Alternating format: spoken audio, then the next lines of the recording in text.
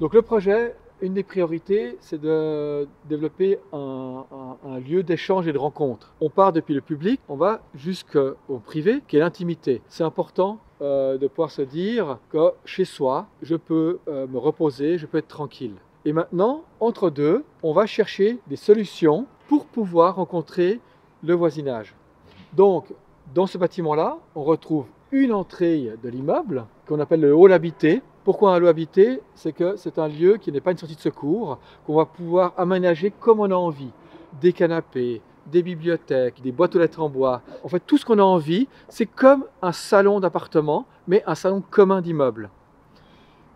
Pourquoi on arrive à faire ça? C'est que chaque cage escalier a sa propre sortie de secours, donc est autonome et nous permet de pouvoir créer le rez-de-chaussée, donc de mélanger le hall, le local commun, la cuisine et un local à outils. Et tout cet ensemble-là fait l'entrée de l'immeuble. On va trouver des arcades qui sont liées à l'ensemble du quartier, physio, restaurant, épicerie. Puis après, on va monter au troisième étage et là, on va trouver des locaux qui sont plutôt semi-privés. On va trouver la buanderie, on va trouver une chambre indépendante qui est une chambre à disposition qu'on peut louer en plus de son appartement. L'idée, c'est que la circulation puisse faire que tous les appartements soient interconnectés, que j'ai pas besoin de sortir de l'immeuble pour les rejoindre son voisin. Ici, on voit le trou pour intégrer la paille insufflée. Donc on utilise la paille qui est vraiment la paille des champs, qui est juste broyée pour mieux l'intégrer dans les caissons. Il n'y a aucun additif, il n'y a aucun élément, c'est vraiment la paille brute qui est intégrée aux caissons.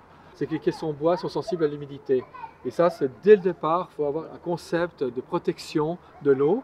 Donc je peux le dire facilement parce que pendant le chantier, voilà, ça n'a pas joué sur certains caissons. Par contre, on avait un plan B tout de suite si on avait des problèmes sur les caissons.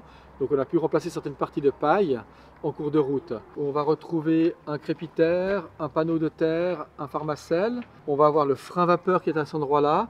Quand on fonctionne avec la paille dans des caissons, le frein vapeur est obligatoire. Toute notre recherche, c'est de réussir à supprimer ce frein vapeur. Pour l'instant, on ne va pas le faire pour ne pas prendre de risques. Donc ici, on a un frein vapeur de type Vario ou un Tello, un système qui est variable selon la saison. On va retrouver la paille insufflée sur 36 cm. Puis après, on va retrouver une laine de pierre et un crépier à la chaux sur l'extérieur. Donc ces balcons-là vont avoir un lien social entre les différents occupants.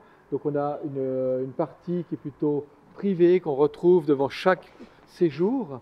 Puis après, une partie qui est la coursive, qui relie l'ensemble des appartements. Un autre point intéressant, c'est que là, on est en fin de chantier, mais on va avoir une végétation qui va partir depuis le pied de chaque poteau et qui va en fait coloniser l'ensemble de la paroi, donc avec des plantes grimpantes, qui va apporter une vue, une qualité de vie de ces balcons, mais qui va aussi amener de la faune, de la flore, et qui va aussi apporter une protection solaire pour les surchauds estivales, et en plus, par le système d'évaporation sur les feuilles, rafraîchir l'air proche de la façade. Alors ce n'est pas un rafraîchissement de 5 degrés, mais même 1 degré, c'est une différence qui va améliorer les conforts des appartements.